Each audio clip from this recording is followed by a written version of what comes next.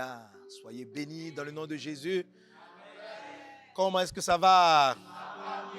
Comment ça va? Comment ça va? Comment ça va? Comment ça va? À la maison. Avec Jésus. En toute situation. Jésus est vivant. Ça va bien. Alléluia. Voilà, soyez les bienvenus à notre Béni pour conquérir, à notre formation Béni pour conquérir avec nos 3 épisodes. Nous sommes au dernier épisode de ce point. Amen. Comme je l'ai dit, donc je l'aborde dans l'esprit de votre bénédiction pour conquérir. Alléluia. Tu as ton héritage à conquérir. Tu as des âmes à sauver. Alléluia. Et les âmes seront sauvées par ton témoignage. C'est avec ça qu'on a terminé hier. Que Satan est vaincu par le témoignage. Mais le témoignage, ça veut dire quoi? C'est quoi un témoignage? Portez à vos pieds les chaussures du zèle de l'évangile. Et la Bible dit que Satan est tombé du ciel à cause de la parole de leur témoignage. Alors le témoignage, ça veut dire quelque chose de précis. Ce n'est pas n'importe quelle parole, un témoignage. Un témoignage, c'est la parole d'un témoin. Amen. C'est-à-dire que quelqu'un qui a vécu une situation et qui l'exprime. C'est ce qu'on appelle un témoignage. C'est la parole d'un témoin. Donc témoin oculaire, témoin. Ce qui veut dire quoi? Qu'est-ce qui, dans l'évangélisation, en fait, écrase le diable? Ce n'est pas simplement l'évangélisation. C'est vrai, c'est l'évangélisation, mais c'est l'évangélisation qui vient de ton vécu, qui vient de ton histoire à toi, qui vient de ta victoire. Amen. C'est ça la force du témoignage. Ils l'ont vécu par la parole de leur témoignage. C'est celui qui vient qui dit « Jésus est bon ».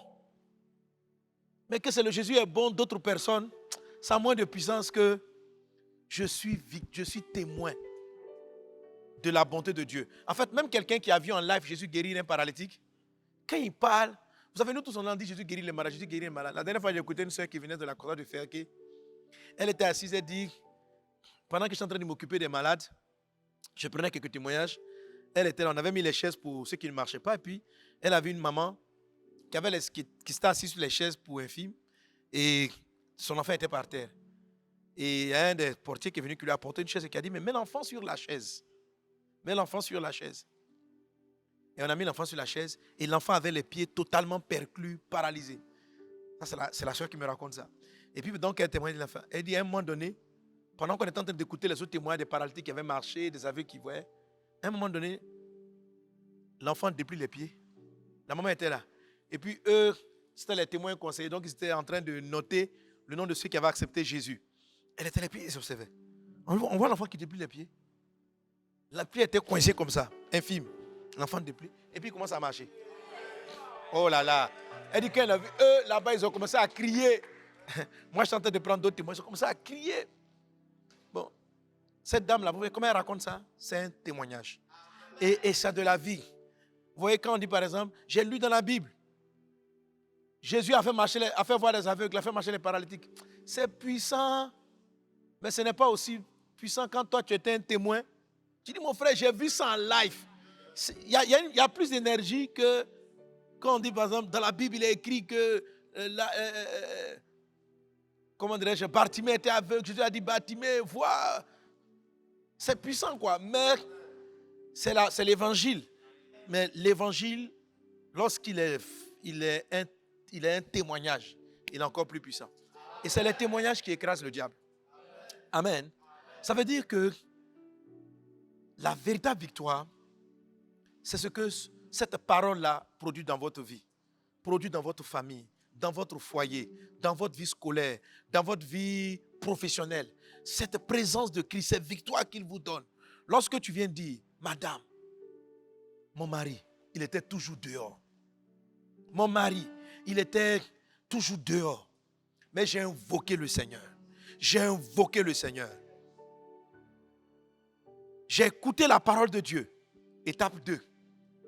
J'ai compris quelle était l'attitude que la femme que je dois avoir. J'ai adopté ce que Jésus a dit. Il a dit, femme, sois soumise. Il a dit, femme, fais ceci. J'ai appliqué moi-même la parole de Dieu. Là, c'est avoir la clé. Là. Amen. Contrôler la porte de l'ennemi. Alléluia. Et gloire soit rendue à Dieu. Mon mari, témoignage, s'est tourné vers Jésus. Amen. Donc le diable dans ce couple-là a été écrasé. Il a d'abord été chassé. Quand elle le chasse, le mari qui la trompait, il arrête 2, 3 jours, 1 an, 2 ans. Après, rebelote, ainsi de suite, ainsi de suite. Chasser l'esprit, s'affermir dans la connaissance de Christ, témoigner de Jésus dans son foyer, mari sauvé, famille sauvée. Elle vient de conquérir un territoire, alléluia, le territoire de son foyer, et cette conquête devient pour elle encore un témoignage. Elle peut dire avec du poids à toutes ces femmes qui souffrent de tels problèmes que Jésus est réel. Jésus est vivant et qu'il guérit les familles. Quelqu'un qui a vécu un chômage chronique et qui, par la puissance de Jésus-Christ, sort de cette situation, il a un témoignage parce qu'il est témoin d'une chose, d'une action que Jésus-Christ a faite. Que tu sois le témoin d'une intervention du Seigneur, que tu sois le témoin d'une manifestation puissante de Dieu dans le nom de Jésus-Christ de Nazareth. Alléluia. Gloire à Jésus. Alors, les éléments que je vais citer rapidement dans cet épisode numéro 3 vont nous permettre, par la grâce de Dieu, d'avoir un témoignage dans ces 3 types, ou bien dans ces 5 manières, d'attaquer de l'ennemi. Il faut que tu aies un témoignage. Amen. Mais le détail de la stratégie, de l'approche, vraiment, tu l'auras développé dans cet ouvrage. Qu'il en soit ainsi dans le nom de Jésus. Merci Père pour ta grâce divine. Merci Seigneur pour ces instants. Merci pour ce dernier épisode. Accorde-moi la grâce, accorde-moi les mots. Accorde-moi les illustrations, Saint-Esprit, parle à nos cœurs. À toi la gloire, la louange au siècle des siècles, dans le puissant et précieux nom de Jésus. Quelqu'un donne un bon Amen, amen, amen. Alléluia. Gloire à Dieu. Alors, je vais t'inviter à ouvrir ta Bible avec moi dans le livre de 1 Samuel, chapitre 17. Comme tu le sais, c'est à partir de là que l'Esprit du Seigneur a commencé à me parler sur les 5 types d'ennemis. Okay? À partir du moment où David a pris les 5 pierres dans le torrent. On va commencer à partir du verset 31. Il est dit, bon, on va d'abord aller au verset 26. Il est dit, David dit aux hommes qui se trouvaient près de lui, que fera-t-on à celui qui tuera ce Philistin et qui ôtera l'opprobre de dessus Israël? Qui est donc ce Philistin? C'est un circoncis pour insulter l'armée du Dieu vivant. Le peuple répétant les mêmes choses lui dit, c'est ainsi que l'on fera à celui qui le tuera. Eliab, son frère aîné, qu'il avait entendu parler de ces hommes, à ces hommes, fut enflammé de colère contre David et il dit, pourquoi es-tu descendu et as-tu laissé ce peu de brebis dans le désert? Je connais ton orgueil et la malice de ton cœur, c'est pour voir la bataille que tu es descendu. Alors on saute, on va maintenant au verset 31. Verset 31, lorsqu'on eut entendu les paroles prononcées par David, on les répéta devant Saül qui le fit chercher. David dit à Saül que personne ne se décourage à cause de ce Philistin. Ton serviteur ira se battre avec lui. Saül dit à David, tu ne peux pas aller te battre avec ce Philistin car tu es un enfant et il est un homme de guerre dès sa jeunesse. David dit à Saül, ton serviteur faisait paître les brebis de son père et quand un lion ou un ours venait en enlever une, du troupeau, je courais après lui, je le frappais, j'arrachais la brebis de la gueule. Je saute, je vais au verset 38. Il est dit, Saül fit mettre ses vêtements à David, et il plaça sur sa tête un casque d'airain et le revêtit d'une cuirasse. David ceignit l'épée de Saül par-dessus ses habits et voulut marcher car il n'avait pas encore essayé. Mais il dit à Saül, je ne puis pas marcher avec cette armure, je n'y suis pas habitué, et il s'en débarrassa. Il prit en main son bâton, choisit dans le torrent 5 pierres polies et les mit dans sa gibecière de berger et dans sa poche. Puis, sa fronde dans la main, il s'avança contre le Philistin. Le Philistin s'approcha peu à peu de David et l'homme qui portait son bouclier marchait devant lui. Ok, et je saute encore, on part. Verset 43. Il a dit, le Philistin dit à David, suis-je un chien pour que tu viennes à moi avec des bâtons? Et après l'avoir maudit par ses dieux, notez bien, il a maudit par ses dieux, il ajouta, viens vers moi, je donnerai ta chair aux oiseaux du ciel et aux bêtes des champs.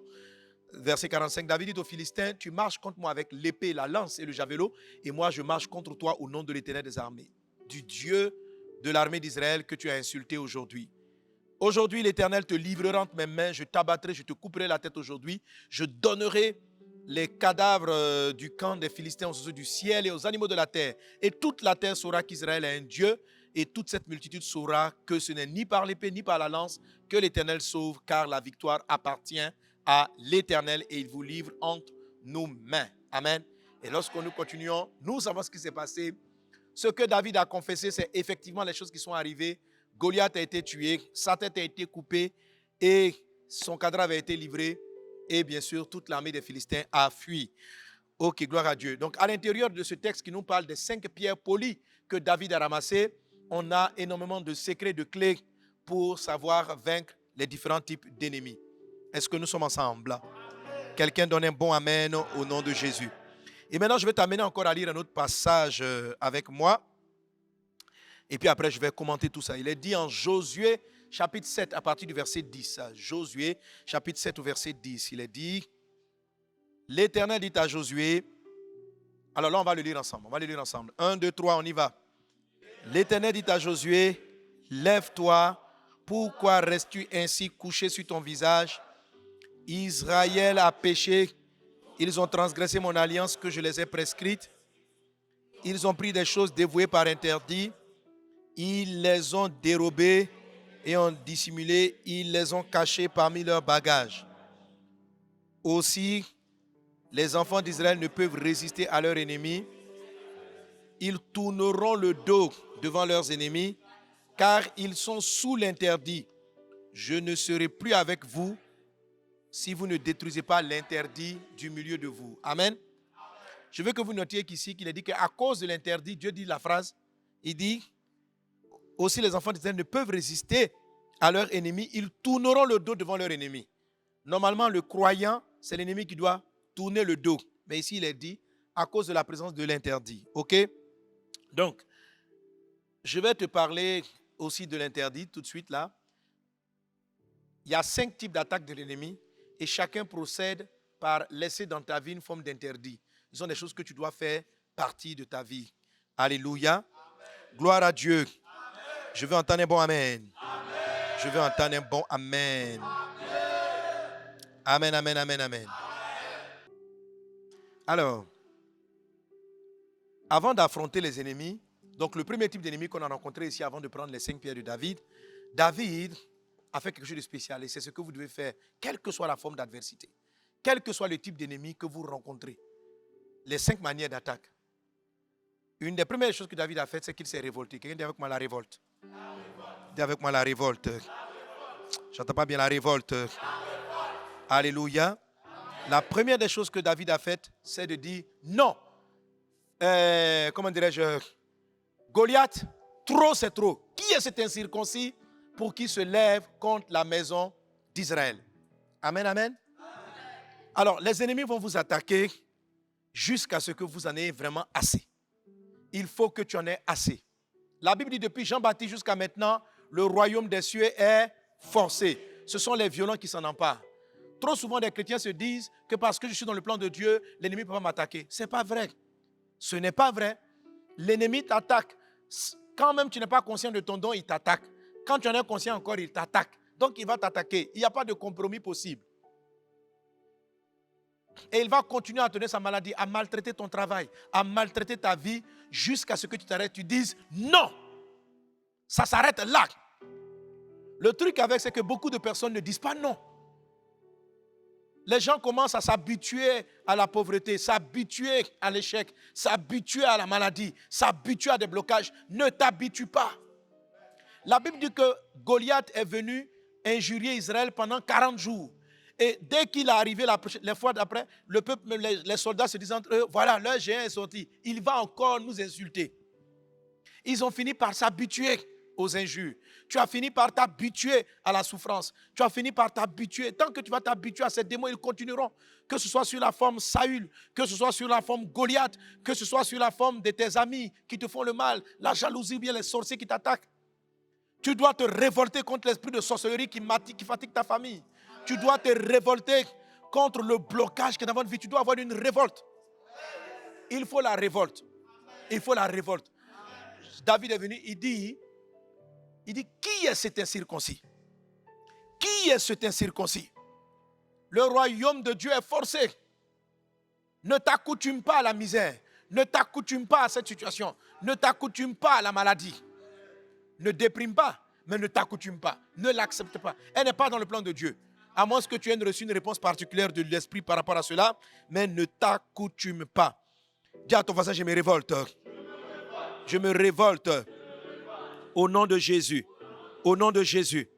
Dans le psaume 118, verset 17, David, après avoir cité un certain nombre de choses, dit surtout dans la version du semeur, la mort était en train de l'envahir. Il dit, non, je ne mourrai pas, je vivrai et je raconterai les œuvres de Dieu. Pour vaincre, quelle que soit la forme de l'ennemi qui arrive vers vous, il faut dire non. Même quand la chair, le 5e ennemi de David, s'est livré contre lui, le péché a commencé à prendre le dessus. David a mis fin, il s'est humilié, il a dit non. Et il est parti vers Dieu pour demander pardon à Dieu. Il a cherché la face de Dieu. Et c'est parce qu'il a cherché la face de Dieu que Dieu lui a donné la solution. Et au moins, il a pu sauver Salomon. Et au moins, il a pu faire en sorte qu'il ait un descendant sur le trône. Tu peux pécher, le diable peut te faire tomber dans le péché, mais tu ne vas pas rester dans le péché en disant non, c'est ma vie, je suis lié. Il faut que tu dises non. Si la masturbation te fatigue, il faut que tu dises non. Les démons de masturbation, il faut que tu leur dises non. Il faut dire non. Il dit non, je ne mourrai pas. Quelqu'un me dit, mais est-ce que ta vie ou ta mort dépend de toi? Il dit, mon frère, je n'ai pas encore atteint ma destinée. Je ne mourrai pas. Pendant que la maladie est en train de te secouer dans ton lit, dis à l'intérieur de toi, est-ce que toi tu as atteint ta destinée? Est-ce que tu peux dire que je peux partir, j'ai fini ma course? Commence à prier dans ton cœur. Tu dis, Père, Père, Père, je suis sur ce lit, je ne mourrai pas, je vivrai. Mais ne vis pas pour te faire plaisir, ne vis pas simplement pour ton bonheur, vis pour accomplir ta destinée, vis pour conquérir des territoires, vis pour faire la volonté de Dieu. Non. Vous savez, quand vous n'êtes pas animé de la hargne, c'est pourquoi on appelle les chaussures du zèle de l'évangile. Quand vous n'êtes pas animé de la hargne, de la détermination de faire avancer le royaume de Dieu, que tu vis juste pour ton plaisir, pour ta maison, tu ne sais pas dire non. Il y a des moments donnés, tu commences à te complaire dans la situation. Tu commences à te complaire que oui, mes parents sont comme ça, depuis des générations, nous sommes comme ça. Dis non. Amen. Donc, quel que soit le type d'ennemi, il faut adopter l'attitude de la révolte. Quelqu'un dit avec moi, je me révolte. Non, je ne mourrai pas, je vivrai et je raconterai les œuvres de l'Éternel. Alléluia. Gloire à Dieu. Gloire à Dieu. Amen. Amen, amen, amen. Après la révolte, il y a une chose très, très, très importante. David n'a rien laissé de l'ennemi dans son cœur. OK? Ce que je dis, ces deux principes-là sont des principes qui précèdent les victoires, quel que soit le type d'avatar, le type de manière qu'il envoie. Josué chapitre 7 qu'on a lu tout à l'heure nous parle de cette victoire contre Jéricho, où Israël a terrassé Jéricho, mais malheureusement, un homme au milieu a pris un objet dévoué par interdit, c'est-à-dire qu'il devait dû être brûlé par le feu. C'était de l'or, de l'argent, en tout cas des trésors qu'il a gardés chez lui. Et après cela, Israël est parti mener la guerre contre Haï. Et Haï les a battus. Quand Josué a cherché la face de Dieu, Dieu dit à Josué, c'est parce qu'il y a l'interdit au milieu de vous. Et Dieu dit ceci, selon le texte qu'on a lu tout à l'heure, tant que l'interdit sera au milieu de vous, l'ennemi vous poursuivra. Jésus pouvait dire que l'ennemi vient, le diable arrive, il n'a rien en moi. L'interdit, c'est quelque chose qui appartient à l'ennemi. C'est quelque chose qui appartient à l'ennemi, que l'ennemi arrive à positionner dans votre vie. Et quelle que soit la forme d'attaque, les 5 types d'attaques, chacune d'entre elles dépose dans le cœur un type de choses qui doivent partir. Est-ce qu'on est ensemble? Amen. Alléluia. Amen. Lorsque Satan vient t'attaquer, quand tu as fini de terrasser les forteresses, tout ça, le petit groupe de haïs là, ils vont essayer de mettre dans ta vie de l'interdit. Quelque chose qui va t'affaiblir. Donc ta révolte doit consister aussi à chercher la face de Dieu jusqu'à trouver ce qu'on appelle l'interdit et l'ôter du milieu de toi. L'ôter de ta vie. Quand l'interdit est là, l'ennemi te poursuit. C'est l'interdit qui vient comme paralyser la bénédiction numéro 5. On dit l'ennemi viendra contre toi par un chemin, il s'enfuira par 7 chemins. Mais Dieu dit en Josué 7 qu'on a lu, s'il interdit au milieu de toi, c'est toi qui vas fuir. C'est toi qui vas reculer. Tu vas reculer devant les assauts de l'ennemi jusqu'à ce que tu aies ôté l'interdit.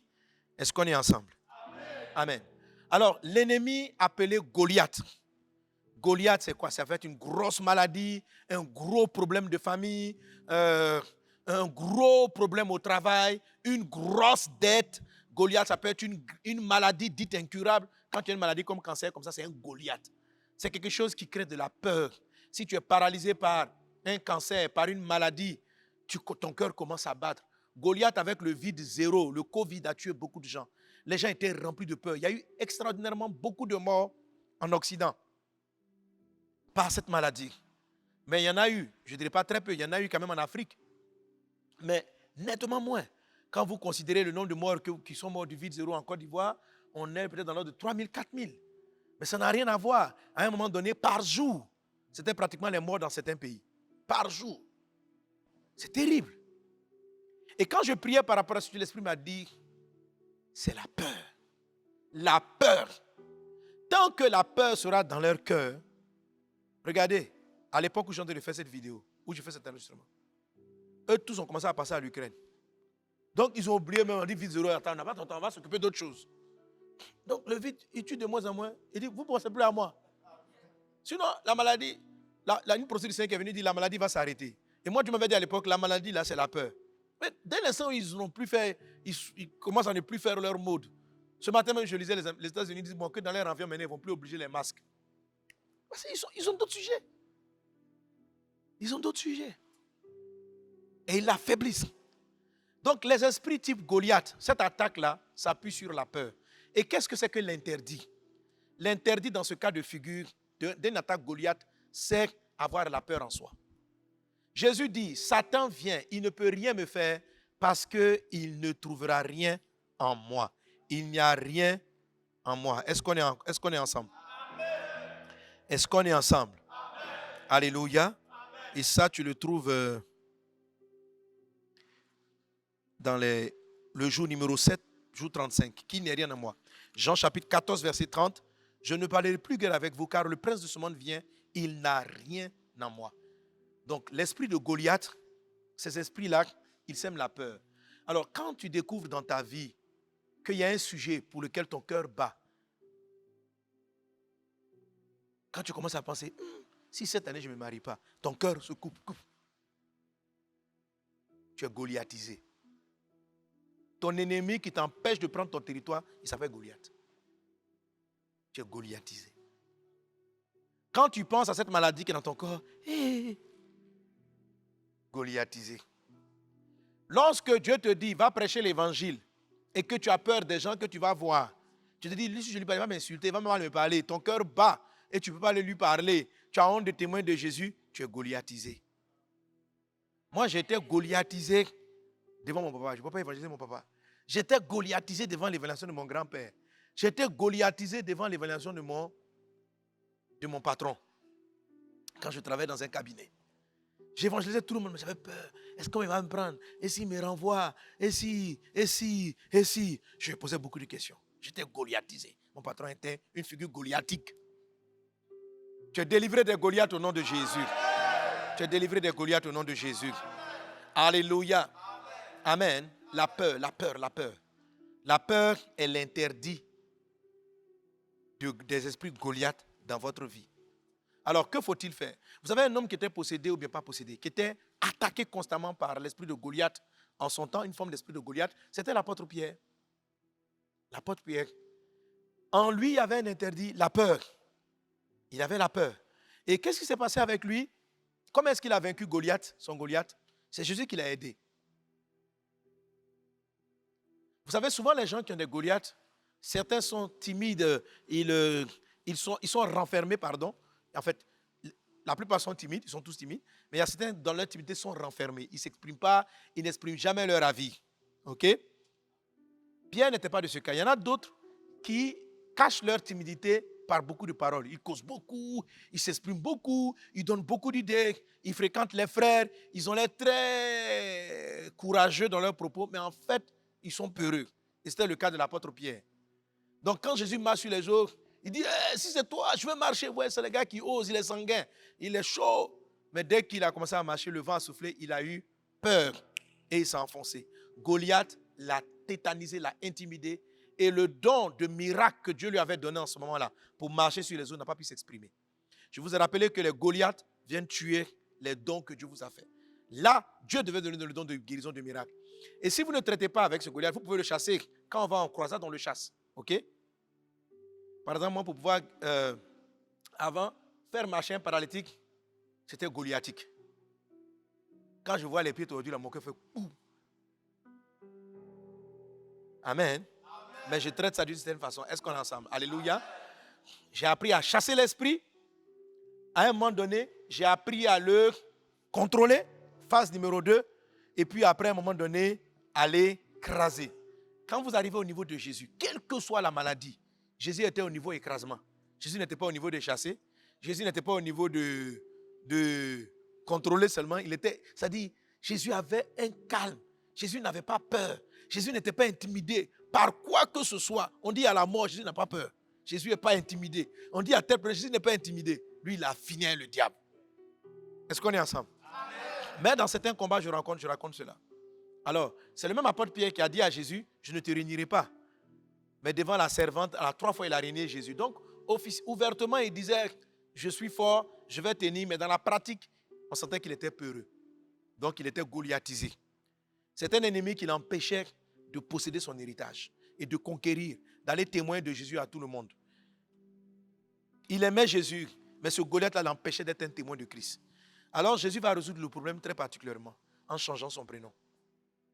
Quand Jésus va rencontrer Pierre, il va dire, bon, toi, on ne va plus t'appeler, on va t'appeler Pierre. On ne va plus t'appeler Simon, on va t'appeler Pierre. Pierre, ça veut dire roc. Pierre, ça veut dire solide. Pierre, ça veut dire celui qui ne vacille pas. Donc Jésus va, chaque fois qu'on est en train de l'appeler, Pierre était en train de prendre de la vigueur. Et puis plus tard, avec l'onction du Saint-Esprit sur lui, il est devenu un homme audacieux, un homme qui avait du courage, un homme qui pouvait témoigner ouvertement du Seigneur et voir plus de 3000 personnes se convertir. Est-ce qu'on est ensemble? Alors, quand très souvent, quel que soit le problème, vous êtes confronté à une forme de Goliath, à un problème qui vous effraie, comment vous pouvez couper la tête, vaincre ce type de démon? Il faut travailler avec la peur. Parce que la peur, comme la timidité ou la honte, sont des genres de défauts ou bien de problèmes qui sont profondément dans le cœur. Ce sont des interdits cachés. Pour que Josué puisse trouver l'interdit, il a fallu qu'il cherche Dieu. Et il a fallu procéder par élimination jusqu'à tomber sur la famille de Akan. Et Dieu lui a dit, voici où se trouve l'interdit. Dieu aurait pu lui dire, voici où se trouve l'interdit. Mais il a procédé par élimination. Donc souvent, vous devez procéder par élimination, aller trouver l'interdit de la peur. Et puis, vous confesser à l'intérieur de vous. Amen. Vous devez confesser à l'intérieur de vous des paroles du courage. Alléluia. N'hésitez pas, par exemple, à vous donner d'autres prénoms, même des prénoms d'amitié. Amen. Moi, je voulais être un gagneur d'âme. Avec mes amis, on m'appelait Charles Finet. Charles Finet. Charles Finet n'avait pas peur. Charles Finet, c'est quelqu'un qui prêchait la parole et les gens se convertissaient en cascade. Donc, pendant un temps, tous mes gars m'appelaient Finet. Et c'était mon modèle. C'était mon modèle. Sinon, naturellement, je suis un gars un peu timide. J'avais honte. J'avais honte de quand dira-t-on. Mais j'ai commencé à déclarer ces choses-là en moi.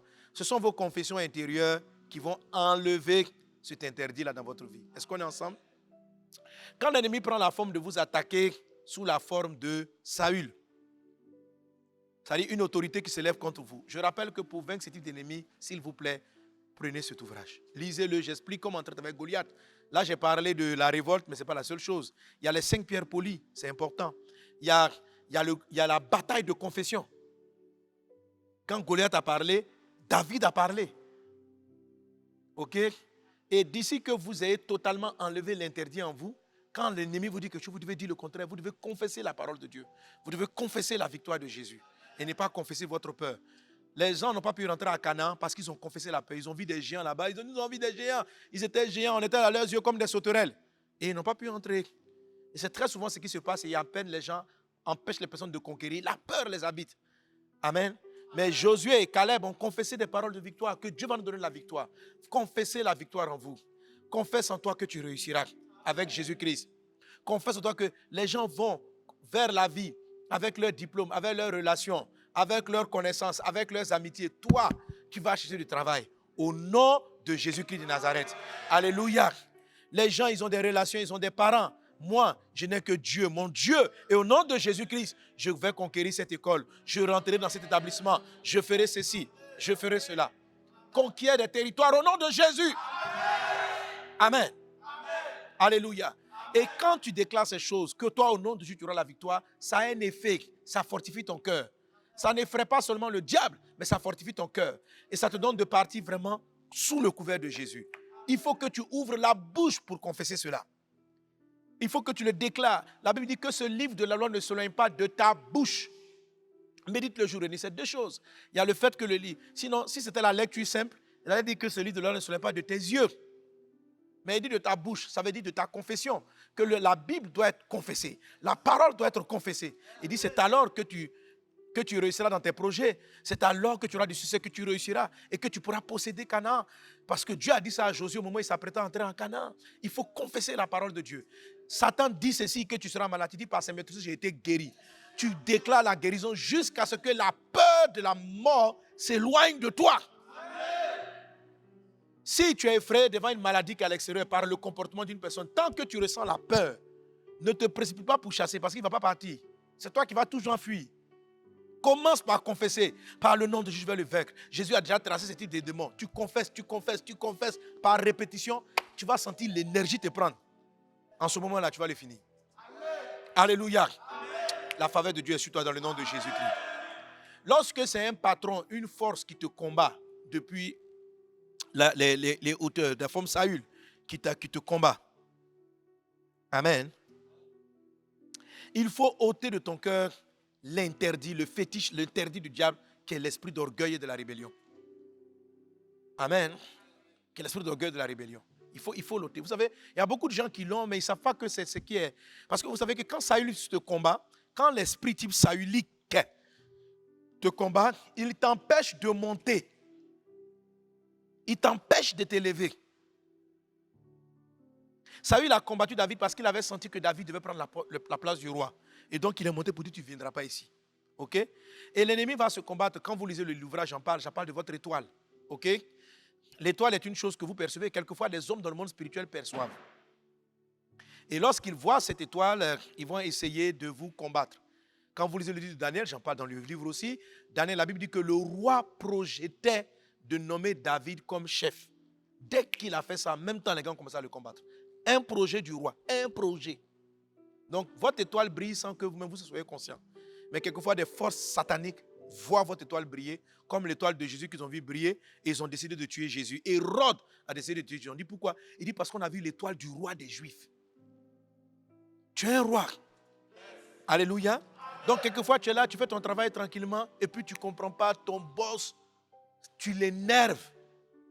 C'est à cause de ton étoile royale qui a commencé à briller. Ok? Alors, ce que ça crée, très souvent, pour tomber, ça va te mettre dans ton cœur l'orgueil ou bien la rébellion. La rébellion, c'est parce que la Bible dit que lorsque celui qui se lève, j'en parle dans le livre encore, se dresse contre toi, reste à ta place, garde ton calme. Amen. Reste à ta place, ne quitte pas ton poste. Alléluia. Amen. Souvent, quand les personnes sont combattues par leur patron, leur truc, c'est de pouvoir quitter. Je vais quitter la boîte. Ne quitte pas. Reste tranquille. Attends d'abord. Si ton mari te combat, il ne veut pas que tu restes dans la maison, il dit, il ne faut pas quitter. Reste à la maison d'abord. Attends. Attends. Il faut garder le calme. On m'a dit, non, il m'a chassé. Non, il ne t'a pas encore bien chassé. Non, reste. Alléluia. C'est celui qui se lève qui combat contre toi. Mais vraiment, lis le livre, tu vas bien comprendre. Ok? Amen. Mais surtout, ce qui va t'empêcher de monter, c'est la rébellion et l'orgueil. Comment vous savez que l'interdit de la rébellion est là? Ça vous fait très mal lorsqu'une personne qui est élevée au-dessus de vous vous fait des reproches. Ça dit qu'il y a toutes sortes de pensées qui viennent en toi. Souvent, l'esprit de la rébellion vient de notre passé qu'on a eu avec nos papas. On l'a trouvé tellement injuste qu'on a une rébellion contre la figure paternelle. Vous voyez les gens qui sont dans les groupes, qui se plaignent toujours, le pasteur dit quoi, il fait quoi, il fait quoi. Si vous regardez leur hôtel, l'interdit commence depuis leur papa. Ils ont eu un problème, papa a abusé de son autorité et ils ont un problème avec la figure d'autorité. Donc ils incitent constamment la rébellion. Cet esprit-là empêche votre élévation. Et il est l'interdit qui permet à Saül de vous vaincre.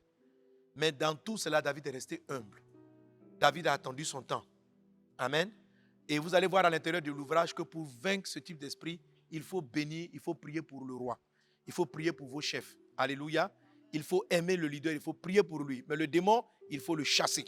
L'esprit autorité qui est derrière, il faut le briser par la puissance du nom de Jésus. Mais l'avatar qu'il utilise, il faut prier pour lui.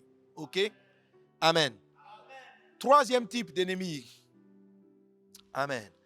Donc, le troisième type d'ennemi qui va se dresser contre toi, c'est l'ennemi type... qui ça? Ishbosheth. Ishbosheth, ce sont les collègues, ce sont les frères, ce sont les amis. Lorsque le diable passe par ces personnes pour t'attaquer, le but, je t'avais dit, c'est de créer dans ton cœur l'amertume.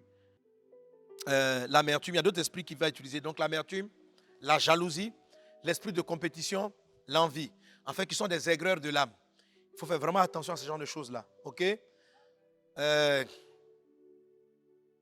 Ceux qui sont entre guillemets ambitieux, qui veulent réussir, sentir les oppositions va créer en eux une forme d'esprit de compétition. Je vais vouloir faire mieux que l'autre. Je vais vouloir faire mieux que l'autre. Quand vous lisez l'histoire de David, sa troisième pierre, tu sens qu'il a beaucoup aimé Abner, il a aimé Ishbosheth.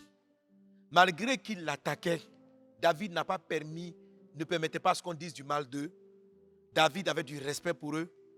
Et c'est ainsi que Dieu a donné la victoire à David sur Ishbosheth et son armée. Ok? Donc, quand le diable va passer par vos collègues, par vos frères pour vous trahir, quand Judas trahit Jésus, c'est une attaque type numéro 3. Il dit, celui qui mange avec moi a levé son pied contre moi. Ok? C'est son ami qui le trahit. Ce but-là, c'est de créer dans votre cœur le manque de pardon et faire disparaître la grâce. Donc, pour vaincre ce type de démon, ce type d'esprit, il ne faut pas que vous ayez l'interdit de la haine, de l'amertume, de la colère, de la jalousie en vous. Donc, si tu sens que ces choses-là sont en toi, ce qu'il faut faire, c'est de les confesser. Dire, ah papa, vraiment, depuis qu'il m'a trahi, j'ai des difficultés à lui pardonner. Donne-moi le cœur du pardon. Seigneur, depuis, vraiment, quand je le vois, je sens qu'elle fait concours avec moi. Quand j'arrive au groupe, elle aussi, elle doit, si j'ai porté rouge, elle a porté rouge pour montrer que c'est elle aussi. Bon, tu sens que Satan passe par elle pour te challenger, quoi. Ok? Et tu vois que ça, c'est charnel. Ne tombe pas dans ce piège de l'ennemi. Alléluia. Dis, Seigneur, donne-moi l'amour pour ma soeur. Seigneur, donne-moi l'amour pour mon frère. Ne rentre pas là maintenant de commencer à lui lancer des pics. Tu as l'impression qu'elle veut prendre ta place, qu'elle est comme ceci. Vous êtes vous dans un département, des petits flèches. Non. Dépasse ça, ma fille. Dépasse ça, mon fils. Va plus loin. Va plus loin. Alléluia. Va plus loin. Je ne suis pas là, les gens me combattent dans le groupe. Les gens n'aiment pas ma présence. Tu as une attaque. Tu es Ishbosheth. Tu es Ishbosheth. Voilà. Tout ça, ça vient pour ton... attaque sahulique, ça vient pour ton élévation. Tu vas aller au sommet. Dieu va t'élever. Donc, regarde l'opportunité. La Bible dit que Christ ayant vu la joie qui lui était réservée à mépriser la croix, l'ignominie, il est passé, passe au-dessus. Tu vois, tu montes au nom de Jésus. Alors, quand tu es Ishbosheth, quand Ishbosheth t'attaque, fais faire attention à la colère, à l'amertume, à ces choses-là. Et si elles sont dans ton cœur, confesse-les au Seigneur Jésus pour en être délivré. Est-ce qu'on est ensemble? Amen, amen, amen, amen. La quatrième forme d'attaque, c'est l'attaque de Jébuse. Dis avec moi, Jébuse. Alors, pourquoi je parle de... Ici, l'interdit qui va être dans que ce géant-là va essayer de laisser en toi, c'est l'esprit de familiarité. OK? Et cet esprit-là a pour propre de t'empêcher d'entrer dans l'accomplissement même de ton objectif. Vous voyez? Je peux aller commencer à évangéliser. Mais quand il y a un Jérusalem, il y a quelque chose que Dieu veut que j'atteigne. Alors, qu'est-ce qui s'est passé? Alors, quand Israël a pris possession avec Josué de Canaan, du temps de David, tout ça, il y a une ville qu'ils n'ont pas pu prendre. La ville s'appelait Jébuse. Mais avant, c'était la ville qu'on appelait aussi Salem, qui était dirigée par un certain Melchisédek. C'est lui que Abraham est venu honorer avec la dîme. Et la Bible dit que Melchisédek est une figure de Christ. Donc la ville de Jérusalem, elle n'est pas une ville simple. Elle est une ville prophétique voulue par Dieu. Du moment que le nom de la capitale du royaume de Dieu s'appelle Jérusalem. Et le ciel existe avant que la terre n'existe.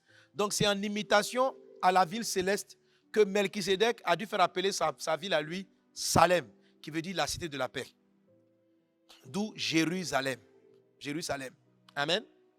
Mais un peuple qu'on appelle Jébuse, quand les Cananéens vont occuper l'endroit, va occuper cette ville-là et va y faire des pratiques occultes, va rester là-bas. Mais eux, les Jébusiens, ils ne seront pas comme les autres Cananéens. Ils ne vont pas attaquer les Israélites, ils vont rester à Jérusalem, ils vont rester à Jébuse, ils ne vont pas leur faire du mal, ils ne vont pas leur faire la guerre.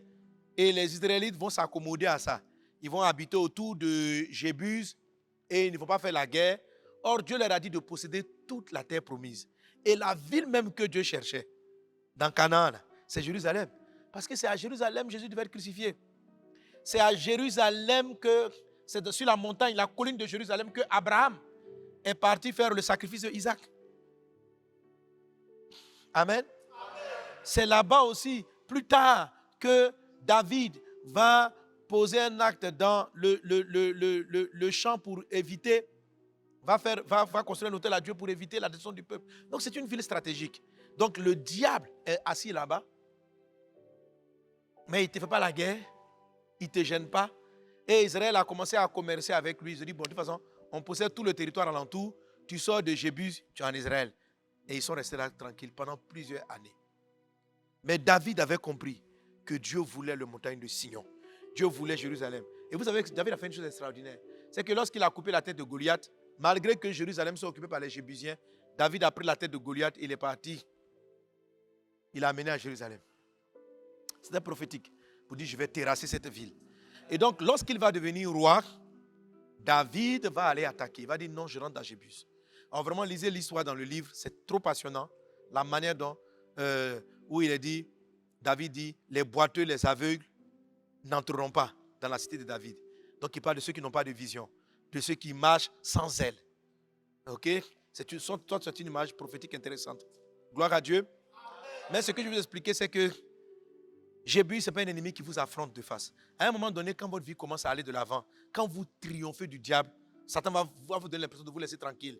Il ne va plus trop t'attaquer. Il va permettre, tu as un petit boulot tranquille, pépère. Tu viens à l'église, tu as ton petit salaire tranquille. Tu as ton petit bureau. Tu rentres, tes enfants vont dans une bonne école. Ta vie est tranquille, quoi. Et puis maintenant, tu n'évangélises plus. Tu ne fais plus l'œuvre de Dieu. Tu ne vas plus vers l'objectif d'atteindre ta destinée. Tu as été jébusé. Tu as été abusé. C'est là-bas qu'Abraham s'est arrêté, à Charan. Une vie avec un petit fruit. Et Jébus est l'ennemi qui paralyse la plupart des chrétiens. Dès que la femme les zélait jusqu'à son mariage. Quand elle s'est mariée, elle a eu 3 enfants. On se souvient d'elle. Il y a 5 ans, elle était dans le groupe d'évangélisation. Et on dit, hey, c'est ma collègue. On dit, tu es dans quel département? Dans l'évangélisation. Ça fait 5 ans que tu n'évangélises plus, ma fille. Tu as été jébusé. Depuis que tu es devenu directeur, qu'est-ce que tu fais? Toi qui étais à l'église, toi qui passais des heures de prière, tu as été jébusé. Triomphe de cet ennemi. C'est une attaque de l'ennemi contre ta vie. Tu as l'impression de ne pas être attaqué, mais tu es attaqué. Il ne t'attaque pas par sa non-attaque, il t'attaque par sa non-attaque. De sorte que tu te complaises dans ta situation et que tu ne fasses pas l'effort d'aller chercher ton Jérusalem, d'aller chercher ton vrai bonheur, d'aller chercher ta vraie paix, d'aller chercher ta vraie victoire. Mais pendant que tu écoutes la parole de Dieu, prends la décision d'aller jusqu'au bout. Amen. Alléluia. Amen. Combien d'églises de pasteurs meurent à Jébus?